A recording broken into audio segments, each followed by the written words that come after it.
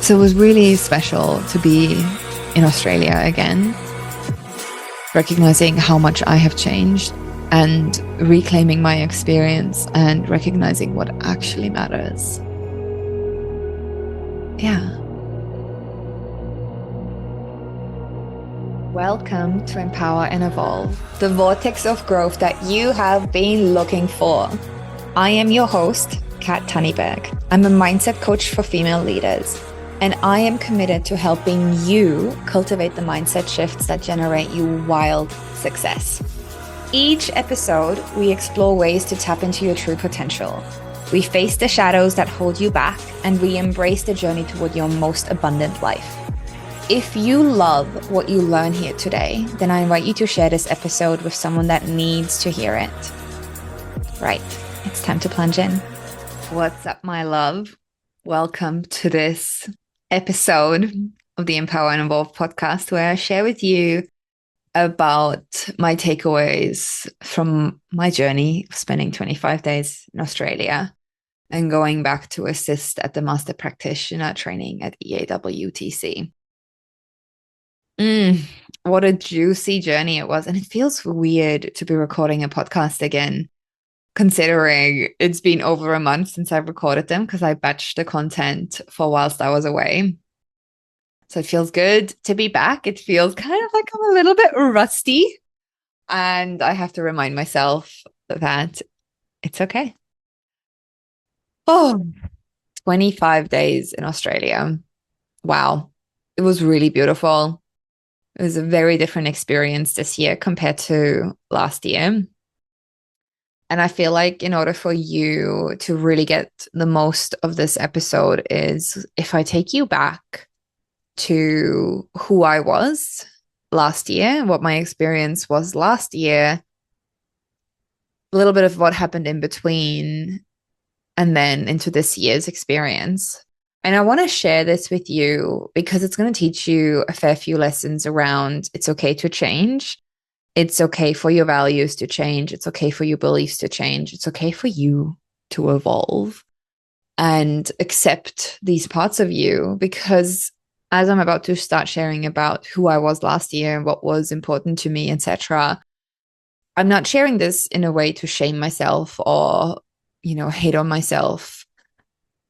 I love the version of me I was last year because it was part of my evolution of becoming who I am today, a person I love even more. So let me take you back. November 2023. I flew into Australia really excited to take my Master Practitioner training of NLP and hypnosis. I had been one-on-one coaching since May that year, and I had recently had my first six-figure year in business.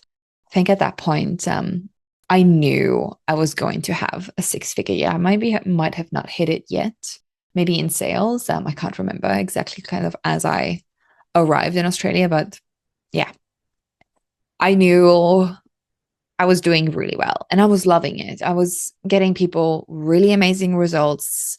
Like my clients were having massive breakthroughs. They were really experiencing their worth for the first time. People were able to heal past traumas that they've been carrying around for years. People who'd been trying classical modalities for years and not getting the results, whether it was therapy or meditation or yoga or reading self-help books. And yet they were just feeling like they couldn't break through, and they were still dropping into the narrative of, I'm not good enough. I'm not worthy. I can't do that. I can't do this. And I had been helping them get amazing results. So I was on the top of the world.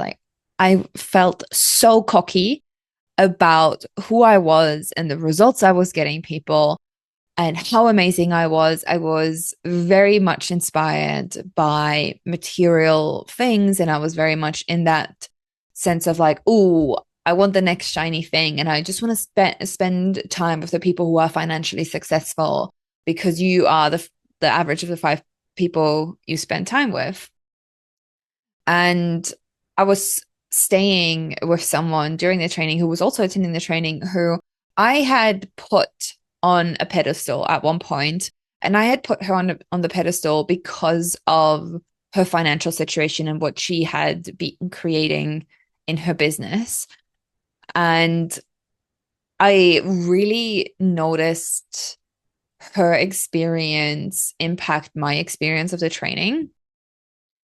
And it wasn't always a positive impact from that sense. And it kind of tainted my experience a little bit. So even though I had amazing results at the training, I kind of had this little bit of like a negative connection to that training, which was really interesting. And now looking back at it, I was allowing someone else's experience to determine my experience, which I'm sure you've experienced at some point in your life where you have let someone else's judgments and experiences affect your experience. And this is nothing against the person I was staying with, like she's allowed to have her experience, but I just noticed, and this is where I take personal responsibility. I allowed her experience to affect my experience. So I take full responsibility that this was my own doing. So I left and I was still, super cocky, feeling unstoppable, finishing the year 6 figures, woo! And set the goal of 2024 was going to be the year I make $400,000 in sales in my business. And I was like, yeah. And I entered into a collaboration with someone and I had all the best intentions for it. And then January happened. And in January, I hit the dark night of the soul. And I don't even know what triggered it or what came up or anything, but I just had all of these wounds come up.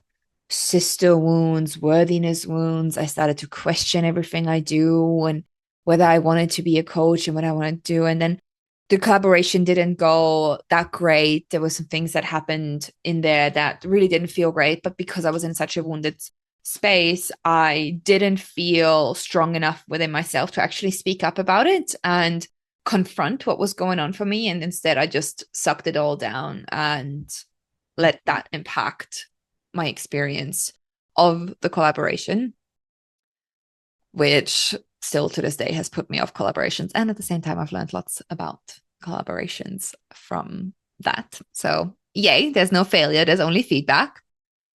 And then the whole thing happened where someone claimed to be a reporter for the local newspaper and had contacted the women's festival that I was going to speak at and told them that I'm a cult leader and scam artist and I had no qualifications and how they should take me off the lineup of the festival. And I was just on the fast track of destruction and questioning myself and really wondering whether I should just give up on everything.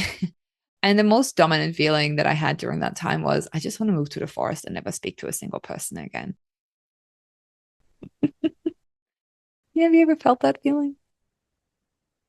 And it was around that time when I then hired my coach again because she had shared how she had gone through something similar. And I knew, like, okay, she's on the other side of it. She can help me and support me through it. And I'm so glad that I hired her because she was able to coach me through that time without me burning everything to the ground and me actually starting to learn to look at the shadows that were playing out and the shame and the stories and actually learn to love myself and accept myself in a whole new way and really actually learn to accept my shadows and recognize when I was acting from the shadows and make different choices. So it was extremely helpful to work with her one-on-one during that dark night of the soul and really get her support. It was amazing. I'm seriously so grateful because I wouldn't be where I am today, where I've haven't hit 400K in sales this year. And at the same time, I have actually been able to maintain a 6 figure business during a time when I wanted to burn it all down and a time when I was really questioning what I should be doing and giving it all up. So the fact that I still have a business that I'm doing great and I've gotten some amazing results with my clients this year is the proof of how important it is to invest in yourself and have someone to guide you along the way who has been through what you're going through and is now on the other side of it all. And I've shared this whole story with a lot of my one-on-one clients who I was working with during that time. And a lot of them have been like, how were you able to support me if you were going through this? Like, I would have never guessed that this is what you were going through at that time, because I was really able to hold the paradox of being completely like, quote unquote, broken, as well as holding myself together to help facilitate the growth and change of someone else. Like, I was really able to hold that. And that's been a really powerful lesson as well, as in like why I actually really love what I do and why I know I'm really great at the work that I do. So it's been really fascinating to kind of reflect that and hear that back from my one-on-one clients. So anyway, I'm really grateful for all of this. And it was around, I think, July that I just started to have this niggling knowing that I wanted to go back to Australia and that I wanted to go back and assist at the training to almost reclaim my experience of Master Prac. So I reached out to the team at EAWTC and I asked whether they would have me because they have some rules around assistance and having to have done certain things first, etc. And they accepted me, which was really exciting. So then I had set some crazy goals around like wanting to have certain signs from the universe, whether I was meant to go or not. And I have to share this story with you because it's pretty cool. I had asked for a sign from the universe whether I was meant to go or not, because I was still kind of like, oh, I don't know if I should. Like, it might not make financially sense to go and be there for a month and do all these things and la la la la la la. It's like, okay, if I'm meant to go, send me a sign. And it was around this time when I was at that point restructuring the way I was doing my women's circles. So I had set a new date for all of my women's circles here in Golden, and I messaged a place that I rent the room from to facilitate the circles at. And I sent all the dates, and I got an email back being like, yeah, all these dates work great, besides this one. And it was a date that would have like landed on the time when I was in Australia. All the other dates were fine. I was like, thank you, universe. Thank you for sending me this sign. I actually ended up emailing the place back and be like, well, that works great. I was considering going to Australia during that time. So I guess I'm going to go and book the flights and take this as a sign. So I went and booked the flights and I booked my accommodation. And one of my best friends and clients, I knew she was going to go as well to take the training as a student. So we decided to bunk together and get an Airbnb together and rent a car together and do all these things. And I decided to get there a little bit earlier because I wanted to spend some time with some really beautiful people in my life, which I'll get to in a moment. So I decided to take the leap. I booked the flights and I was like, okay, I'm going. This is it. And then I ended up getting a new client as well, who ended up being a student at that course who had planned to go there. So I was like, great, now I have two clients in the room going through the training. How special is it that I actually get to be there for their transformation and support them through it as an assistant at the training? I was super excited. I was like, yay. And, you know, I want to make it worth going to Australia. So I was like, okay, well, the training is 16 days. I want to definitely make sure that I'm there a little bit earlier and a little bit after just to have some space to kind of figure it all out. And then I was like, you know what? I want to get there earlier. Like, I think I decided to get there 10 days before the training or something like that. Was it 9 days? And I was like, I want to make sure that I spend time with the people I love. And one of them was actually my coach. She is from Australia. So the one that helped me through the dark night of the soul and supported me to not burn my business and instead see the shadows and able to figure out how to do things in a newly aligned way as I went through this whole unraveling. And me and her, she's been on the podcast before. Her name is Ree. Me and her spent a few days together, and I've been coaching on and off with her for over 4 years now. like she's the reason why I became a coach because of the work that she helped me uncover and the breakthroughs I had for working with her. And I knew that I wanted to facilitate the same work for others. So she's the reason why I am here today. Without her, probably the podcast wouldn't exist. So I spent 4 days with her, and it was really, really special. I got to spend time with her beautiful family. I got to meet her son, who fell in love with me. Like he's young. He was at 6 or 8. I can't remember. 6 or 8 years old. And like he just really loved me. And apparently, like after I left, he kept on asking, well, when is Cat back? I miss Cat. And that's really, really special. I actually have a bit of a thing where kids and dogs love me. So what does that say about me? So it was really special to spend time at her home with her and her son. Like one day we had a water pistol fight in their pool, and it was just so beautiful. And, to spend time with her and get to know her and hear her stories, like things that I didn't know about her, and just have these really beautiful, deep conversations. Because if there's one thing that I've really gained from this year and everything I've gone through is I do not have any capacity for small talk. Like, fucking hell, if you give me small talk, I want to run. Like, I want to run. I want the juicy, deep conversations, like the one where we bare our soul. We share like the hardest things we've been through in our lives and how it has transformed us and what we've learned from it and who we've become because of it. And these were the kind of conversations we were having. And it just nurtured my soul. I also got to have a photo shoot with her, and I got to be her model for one of her new offers, which she calls the Rebirth Experience. So in the photo shoot, we took my life's work in Gene Keys and turned it into a photo shoot. And my life's work in Gene Keys is Gate 19, which the ascension is, the shadow of it is codependency, which moves into the gift of sacrifice, which, no, the gift of sensitivity. And then the final, like, highest intention, highest purpose of it is sacrifice. So we did a photo shoot really utilizing these themes and bringing it into nature, because nature is such a huge part of who I am and my brand and what I teach my clients. Like, nature is so healing. So we really moved through that, and it was really special to be able to move through that in a photo shoot and really have this gallery. And when I looked at these photos, I was like, wow, this is what I've been going through this year, is learning about codependency, of where I was connected to people that, or where I was wanting to be connected to people because I put them on the pedestal and thought that they were great because of X, Y, and Z. And if I was to spend time with them, then that would make me great as well. External validation. Hello.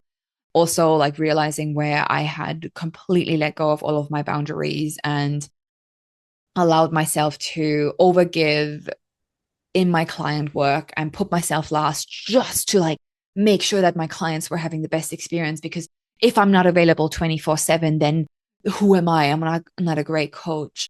As well as like making my clients' results depend, like my worth depend on my clients' results, even though, like, yes, I can facilitate the change of my clients, but they still have to be willing to do the work and have to show up for it, which I had a huge lesson around that in like August this year, and really realizing how that was actually a shadow aspect of the savior complex playing out for me, and how I have no control over my clients' results, and how actually that is a gift to my clients because they are in control and they create the change, and I can just help and facilitate the growth.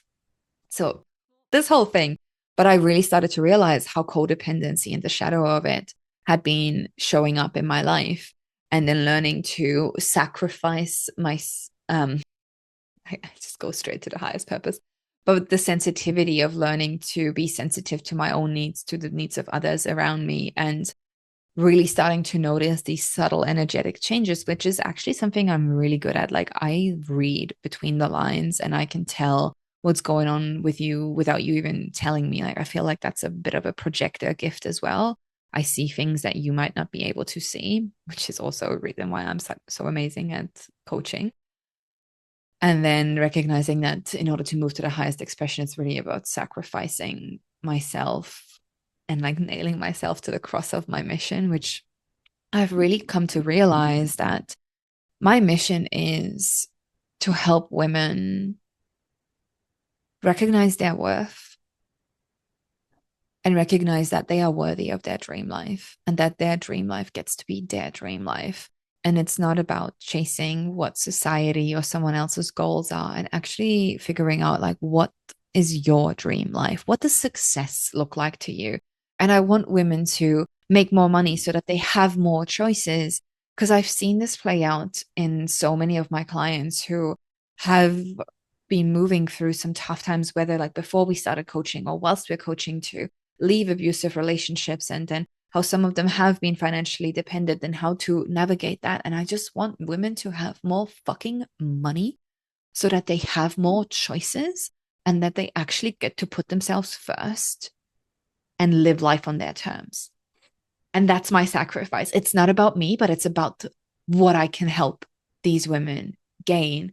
So moving through that photo shoot, which was huge for me, and then spending the week before the training with my friend, traveling around, having fun, and then also catching up with some other really incredible humans, and just recognizing like the conversations we were able to have. Because sometimes what I find hard in living in a small mountain town, like I love it. My introverted self loves the fact that there's not that many people around me and I get to spend so much time in nature. And at the same time, sometimes connecting can be really hard because it feels like there's not many people who get me. And sometimes it can feel really lonely because I do have this belief of, wanting to go deep with people and talking about the taboos, like talking about the topics that may not be acceptable, like sex, money, relationships, trauma.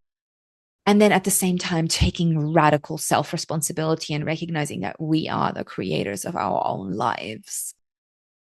And I miss that sometimes because sometimes I find in small mountain towns that there's very closed mindsets where people love to lay victim to their circumstances and they have all the reasons why things aren't a certain way. And I really love being in Australia because I got to spend time with people who have those same values as me of radical self responsibility and wanting to go deep and having these higher level conversations. People who want more for humanity, people who have a mission.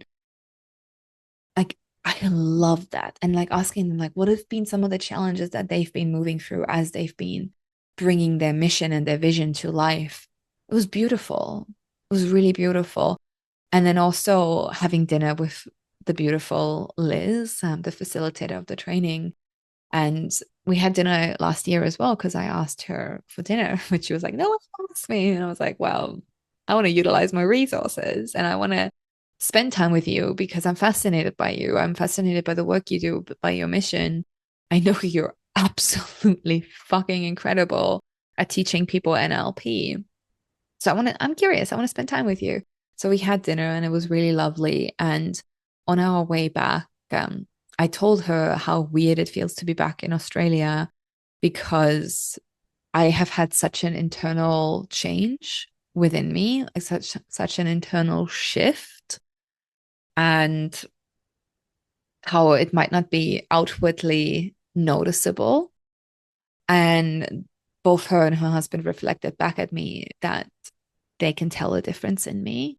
That last year there was this sense of bravado about me, whereas this year it's more of a solid confidence, which I can really feel. Like I feel like through everything I've moved through this year, through facing my shadows and learning to love them and accept them instead of shaming myself for them, I've become so solid in who I am that nothing can shake me. Nothing can shake me. It's been beautiful. So to have that being reflected back at me was really beautiful. And then also being told that the conversations that we were having at the dinner were just at such a different level. So it was nice to get that confirmation that it is actually outwardly noticeable as well. And then, of course, being able to assist at the training and seeing the transformations of the students, like seeing who they were on day 1 when they walked in and who they became on day 15 when they walked out, and seeing them all have their little popcorn moments throughout the training, whether it was during the rap battle, whether it was through board break, whether it was through their breakthrough, like whenever it happened for them, it was meant to happen. And to be able to help facilitate that change and share some of my story and be an inspiration to them and showing them what's possible if they commit to themselves was really, really special. And of course, being able to support my own clients in the room and seeing them truly come home to themselves was absolutely phenomenal as well. So it was really special to be in Australia again, recognizing how much I have changed and reclaiming my experience and recognizing what actually matters. Yeah, that was basically it. And now it feels beautiful to be back home and recognizing what needs to happen in this next chapter of my life and the shifts that I'm making in my business and in my personal lives to align more with myself and my values, and at the same time making sure that I stay committed to my mission, my legacy that I'm building, and recognizing the ripple effect that I get to make through doing this work. Yeah, it's really special. If this episode struck a chord with you, if there was anything that you heard that you could really relate to, that made you think, or something that you've gone through as well, something you've realized, I'd love for you to message me and let me know. And I hope to catch you again next week. And remember, if you resonated with this and if you know someone who would resonate with this episode, share it. Send it to them directly, or for bonus brownie points, share it onto your stories on either Instagram or Facebook and let me spread this message. So I believe there's so many lessons that you can take from this journey, and the ripple effect is a real thing. So let's make those ripples together. Thank you.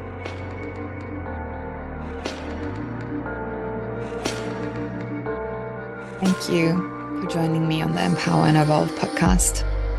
I hope that today's episode has sparked a new insight, or perhaps reminded you of your own power to manifest change. If you found value in our time together, I invite you to subscribe and share this podcast with someone who might need a little reminder of their own magical power. It would mean the world to me if you could take just 2 minutes to review the podcast and help it reach more people. And remember, the journey of transformation is ongoing, and sometimes the most powerful step that we can take is to simply pause, breathe, and realign with our deepest intention. Until next time.